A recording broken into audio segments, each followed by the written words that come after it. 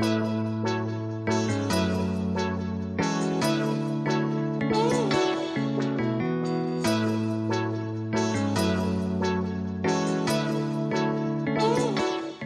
guys, welcome back to the channel. As you guys can see, the Corvette is still on jack stands behind me. We'll be working on that in a second. And today's video, we'll be working on the brake swap. You guys will have seen in a previous video that we refinished the ZR1 calipers, the front and the rear. We'll have that video up above. And when we did that video, I told you, yeah guys, we'll be working on the Corvette at some point and doing this brake swap. If you guys can see, we still have the C6 ZR1 caliper up front. But if you look back here in the rear, we've already gotten started on the ZR1 brake swap. So we have gotten all of the rotors in. I actually got the last one a couple weeks ago, but I finally have had time to work on it.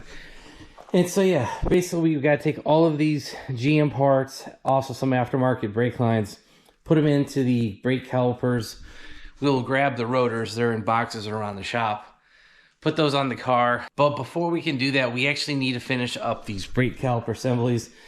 Call them sub-assemblies, whatever you want to call it. So basically we got to get the caliper, the shims, the pin kit and all that. We got to get the brake pads as well as the brake line.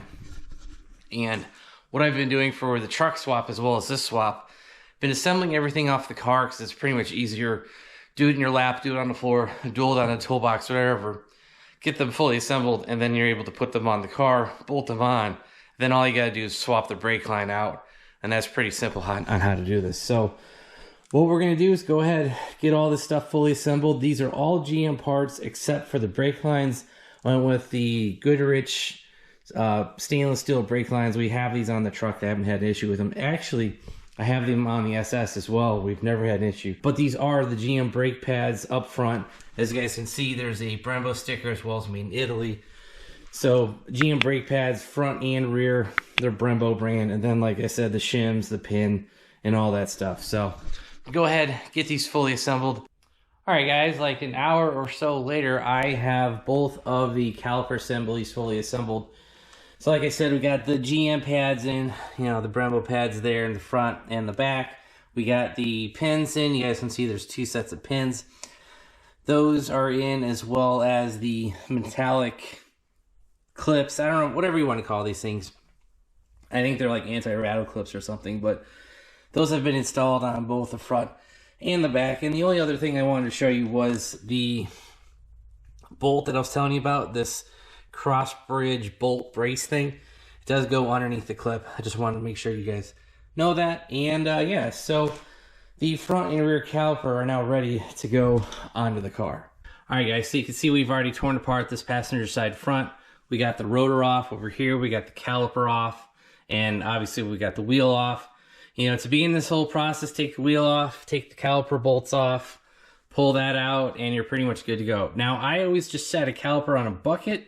That way you're not stretching the line. You're not going to be doing anything bad to it. And obviously we are replacing the brake lines, but you know, it's just good practice. So yeah, what we got to do now is go grab the rotor, put that on, grab the bolts, put Loctite on that, and we'll put the caliper on as well. All right, guys, we got the rotor installed. We got the caliper installed. The bolts are tight. I haven't torqued them down yet. But what we got to do next is attach this brake line to the brake line that's back here. If you guys can see that, I'm going to point toward it right here. So basically, you need a 13 and 17 millimeter. Pop that clip off. Break that brake line loose. Swap over the new one from Goodrich. And we should be pretty much good to go. So let's go ahead and do that. Get this brake line disconnected, then we can move on to the back. All right, guys, for the rear, the install is pretty much going to be the same as the front. Take the two bolts off of the ZR1 caliper, 22 millimeter, bust those loose. We got the ZR1 assembly ready to go on. We got the rotor ready to go on. But the difference with the back is I actually ran into this problem on the other side.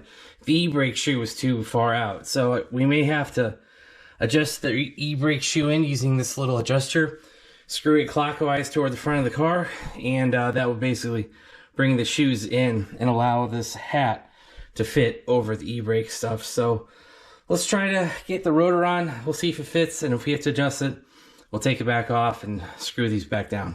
All right, well, unlike the passenger side, the driver's side fit right in, so I didn't have to adjust that little adjuster knob that you guys saw. It just slid right on. So let's go ahead, grab this caliper, we'll get it installed, and like I said, the bolts are 22 millimeter, and when we put these on, we're gonna put some blue thread locker on here, and these will torque down to 125 foot-pounds. All right, guys, we got the ZR1 caliper and rotor on here. I have kind of torqued down the bolts. I need to retighten the top, but the caliper bolts, those are all in. I do need to hook up this brake line, and what that's going to do is going to tie into the brake line over there. Put the clip back in, and your brake line is now hooked up. That is pretty much going to be a wrap for the rear. But basically, how you want to bleed these brakes is go to the furthest corner back, so it'll be the passenger rear, and then you want to go to the driver's side rear, and then this passenger front, and then the driver front. You're going to want to bleed all of those, but to bleed each corner, you're going to do this. You're going to want to open up the bleeder on the outside. You know, make sure your reservoir over in the engine bay is filled up, and go to the brake pedal, start pumping that a couple times. Then you can come back and close this. And you might have to do that a couple times because you're trying to get fluid through two sides of a caliper. So you want to bleed the outside, you want to bleed the inside, because there are two bleeder screws on this. And you're basically going to want to bleed the furthest point out, so start with the outside. Now, I have run into in the past, I've actually had to bleed the inside first. So you bleed the inside one. And that was basically just so that I could get the trapped air that was in the system, get that out. Once that started bleeding, I opened up the outside, and you know, I've managed to get it bled that way. And then once you get fluid, you know, make sure you get no air bubbles. Then you want to start on the outside, go on the inside, and it should be good to go. Just make sure you have no air bubbles in the system. So that's pretty much the trick to bleeding these Brembos. I have them on the truck, I have them on the Corvette, and I have them on the SS. So this is my third vehicle with this type of brakes. And yeah, so like I said, sometimes you have to crack the inner one. I think I've only had to do that once. I think everything else has just been, I've cracked the outside open, and I was able to get all of the air out. So that's pretty much gonna be it for bleeding it. I did buy some protective tools, if that makes sense. And what that is basically, this is from GM. I'll have the part number listed below, but what this is actually to protect the carbon ceramic rotor. So you basically put this over the rotor, and you know, it basically looks like a big pool noodle. And the reason you install that is so that when you're, you know, putting wheels on, when you're working around the rotor, you don't want to end up chipping these things. You know, say you have a torque wrench fly loose, say you have a bolt, you know, something that could chip the outer edge. That's why they sell these. This is the GM kit. Like I said, I bought this actually on Amazon. No, I actually found this on eBay. Then the other thing that I bought was what looks like a drill bit, but actually what this slides onto the studs, and this is a wheel guide. Let me get this open up and I'll show you what I mean. So what this is basically a giant wheel stud extension. As you guys can see, this is threaded up and over the wheel stud. So what you do is you grab your wheel, you put the wheel over these three studs coming out, and what that will do is line up the wheel and make sure it doesn't tilt and hit the rotor. You know, that's another way to protect it. So I don't know if you really need to use both, but I think definitely the wheel studs is kind of the way to go. It is a bit more expensive. I think each one of these was like 20 bucks. So I might have $60 in the setup right here. But an $800 or a $1,300 rotor, you know, 60 bucks really isn't too terrible to protect it. So you screw these on, you slide the wheel up and over, and then you take it out, and then you put your lug nut on there, tighten the wheel down, and you're good to go. So that's just a good way to protect it.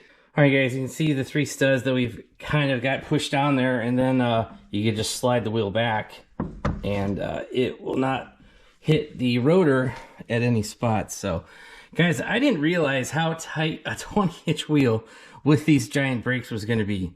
Holy crap, that looks awesome, but man, I didn't realize you could make a 20-inch wheel look small.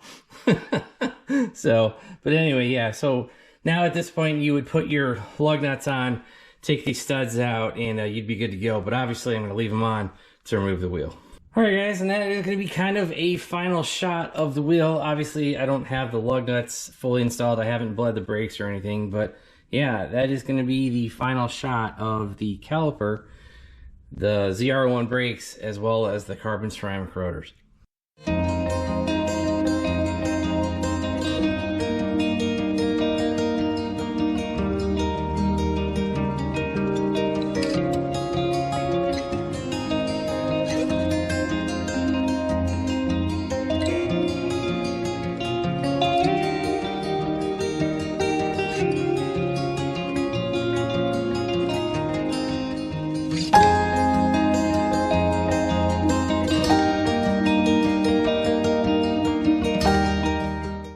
All right, guys, and that's pretty much the ZR1 brake project that we started probably over a year ago. Those front brakes were originally destined for the truck, but as you guys know, we ended up going with the GM Performance Kit because I found it local, I found it real cheap. And then, like I said, this project kind of took a life of its own because everyone that wanted to buy these calipers was being super cheap. So I said, screw it. Bought the rotors, bought the rears, had the rears machined. And so yeah, we are good to go. And now we have ZR1 brakes on the Corvette. So I want to end this video on a positive note, but unfortunately we're not going to be able to. If you guys can see that gauge on that side of the motor, that is a compression tester. And yeah, we've got a problem with the motor. I think I've identified what it is, and we'll be bringing that up in the next video. Now, guys, fair warning, it may take several weeks to get that next video out. So we have a little bit of a lull between videos right now. So I think we'll be able to keep these back to back. But yeah, I've been working on that other video for like 2 weeks, trying to diagnose things. And yeah, so we'll get to that in a future video. If you guys want to see that update, hit that subscribe button, turn on your bell notifications. And if you guys want to help support the channel, check out all the links down below. I will include part numbers for everything that we've used today. The brake lines, the pads, the rotors, the calipers, and all that. We'll include all that down below. And everything, most of the parts actually came from Amazon. I think the pads, the front rotors definitely came from Amazon. I think I got the rears from Rock Auto. Calipers came from Rock Auto as well. But yeah, so kind of a smorgasbord of parts. We'll include all that stuff down below. And also make sure you check out our website, BonecrrusherSS.com. Guys, I could really use the support right now. We've got a very expensive brake project that we just finished, and we've got some motor work that we're going to have to do. So if you guys could check out the website, and if anything you pick up goes right back into the channel, the projects and all that, so that would really be appreciated. Thanks, guys. Have a great one.